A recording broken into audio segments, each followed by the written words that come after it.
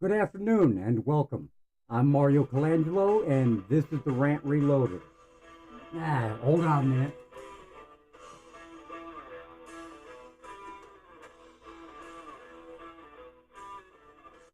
Sorry about that. I had another monitor was causing an echo. Anyway, I'm Mario Colangelo and this is the Rant Reloaded. As you can see, we're still working out technical difficulties. That's why I'm doing a rebroadcast this evening.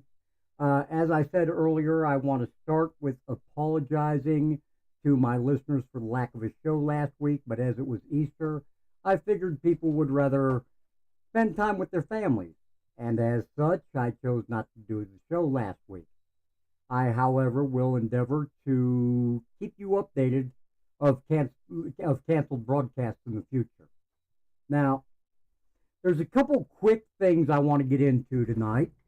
The first being the upcoming trial of former President Trump. And the second, and this is something I'm not certain that many are aware of, is a growing movement to convene a convention of states. So, those are my main topics. Let's get started. Now, as almost, I apologize for my dog barking. I record from my home, so those happen. Anyway, as almost everyone knows, Donald Trump was indicted on 34 felony counts of falsifying business records, and that in and of itself, while it sounds bad, is I find odd, as I pointed out in the last broadcast, because under New York Manhattan law, that charge is a misdemeanor.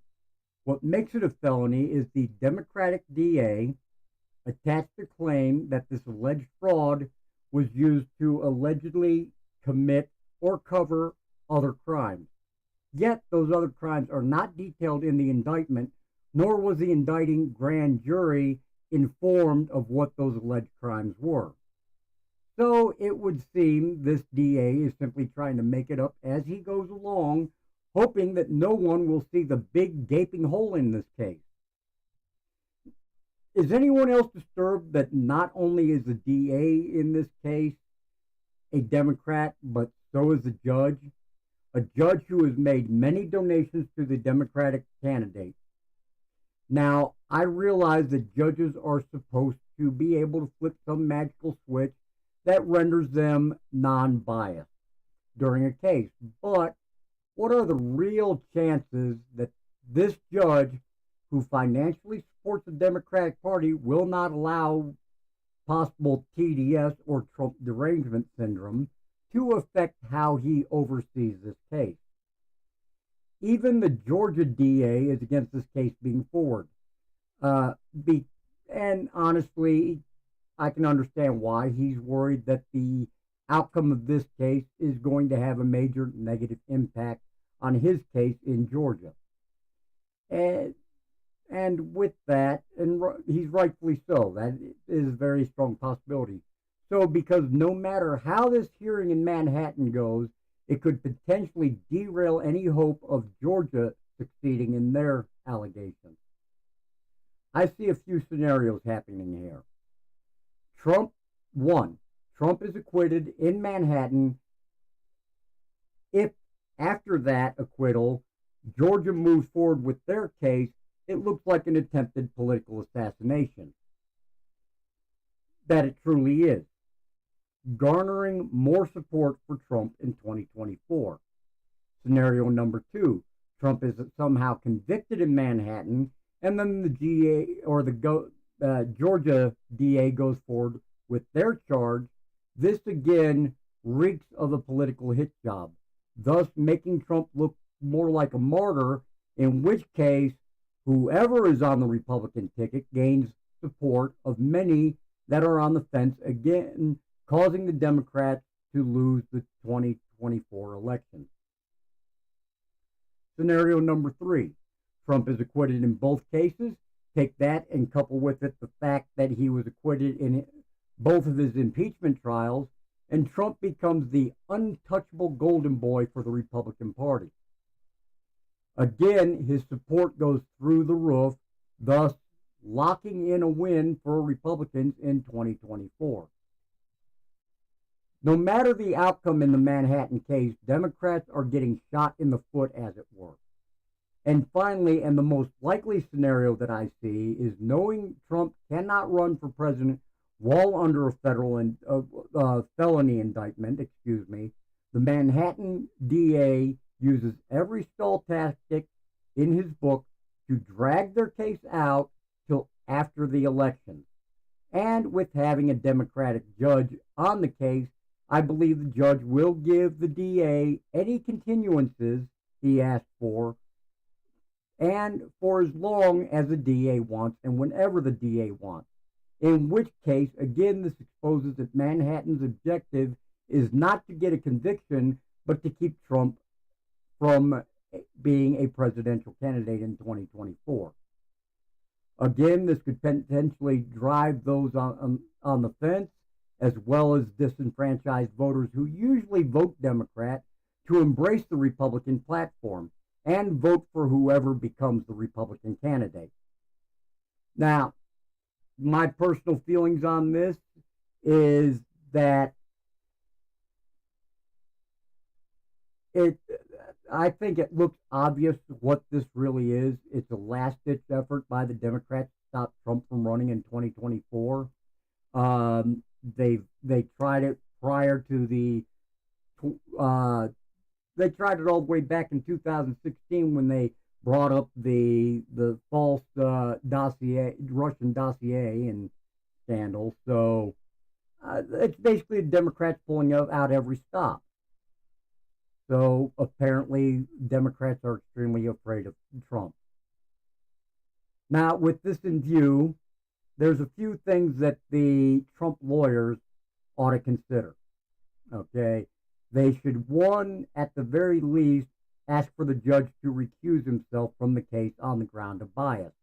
Unfortunately, accusing a judge of being biased, or even just pointing it out, never really turns out with positive results, because the judge is the one who decides if he or she is biased or not, and it's very rare that a sitting judge admits biasness and recuses himself. And usually the accusation of biasness results in the judge blatantly making rulings against his or her accuser, which is certain to have drastic consequences on the trial. Another thing they could do is, obviously, the maximum thing would be to ask for an immediate dismissal on the grounds that the charges just don't hold water. And just below that, his lawyers should insist on a change of venue. Now, a change of venue is kind of Russian roulette, because if they get a change of venue, they might get a clearly impartial judge. But they could wind up with another judge that holds the same bias as the first and is even harder on the Trump team, simply out of spite. At this point, we're just going to have to wait and see. I'll try to keep, after the trials start, I'll try to keep bringing you updates as I have them available. Now, on to my second topic. There's been a growing movement across the country to convene what is called a convention of states under Article 5 of the U.S. Constitution. Now, what is Article 5? Well, Article 5 states that the Congress, whoever or whenever 2/3 of both houses shall deem it necessary, shall propose amendments to the Constitution, or on the application of the legislature of 2/3 of the several states, shall call a convention for proposing amendments. This sounds like a great idea, and I can't say I'm against it. However, I would like more clarification. I have talked to people involved in this movement, and when I asked what the end game was, the answer I got was simply to reassert state power and authority over the federal government. On its face, that's great. It needs to happen, and now more than ever. But what legislation would be proposed? And who makes the choice of what legislation is proposed? There is talk of an amendment permanently limiting the Supreme Court seats to a set number, which could effectively end any chance of either side stacking the court. I'm definitely for that 100%. But beyond that, I have not heard any real plans for proposed amendments, thus leaving things open to unorganized chaos. Now, in my opinion, here are some proposed amendments that I think should be given top priority if the Convention of States does occur. 1. Remove Congress's ability to give themselves raises. Instead, have proposed raises placed on the ballot each year or every 2 years, and let voters decide if their representatives deserve a raise and how much. Second, place term limits on Congress and Senate. The justification for this is clear. It's the same reason that the president is limited to 2 4-year terms, because holding power for too long does indeed corrupt, and we have seen this corruption in many lifelong politicians throughout the House and the Senate. 3. If Congress can't get a balanced budget and stop putting the U.S. deeper and deeper in debt, then instead of proposing to cut things like Social Security or veterans benefits or other benefits that help people in need, I think it should be their income that is the first on the chopping block. Now, I'm not an economist, but I do believe we could drastically reduce our national debt and spending by simply taking the money out of the pockets of those who are getting rich by wasting our tax dollars. And since most of them aren't doing the job we hired them to do anyway, do they really deserve a paycheck? And finally, and not lastly, but my final opinion of an amendment would be an amendment that protects those who have served in the defense of this nation. Yes, I'm referring to veterans as one. I feel very strongly about this. But by enacting such a law that would prevent any governing body from reducing the benefits of any veteran ever. For example, reduction in disability pension, reduction in medical services available, reduction in educational benefits, and the list goes on and on. There's really too many benefits that wind up being threatened on with the chopping block to go into all of them. But those who served in our military deserve better than to have their livelihoods threatened every time the debt ceiling comes up. Anyway, with all that said, while I do currently support a convention of states, I would really like more detailed and concise answers to the questions that I have, and I'm sure many others have, instead of what appears to be a let's make the convention happen and then play it by ear type of plan. Because frankly, a play it by ear plan is not a plan at all. I'll get more into that. There's a senator that I invited onto the show. He said he'd have his people contact me. They haven't been in contact yet, but trying to get him on a guest. He's a proponent for the this thing, and I really hope we can have him on. If we do get him on, I will be sure to let all of you know and keep you updated. And that's our show for today. So I want to thank you for watching or listening, and God bless. And we will see you next week. And remember, you can catch the Rant Reloaded every Sunday at noon Mountain Time, excluding holidays. It's on our website, www.therantreloaded.com, and click on the live stream button in the menu, or on YouTube and on Facebook. You can see our website for the link, with an audio-only recording being posted again on our website as well as on Facebook and Spotify.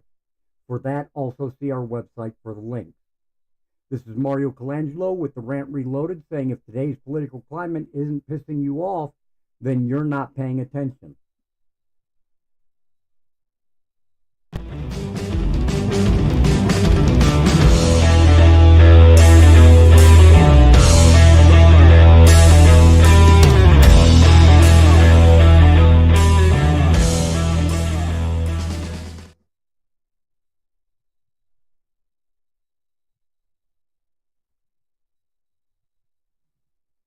Apparently she didn't go and watch.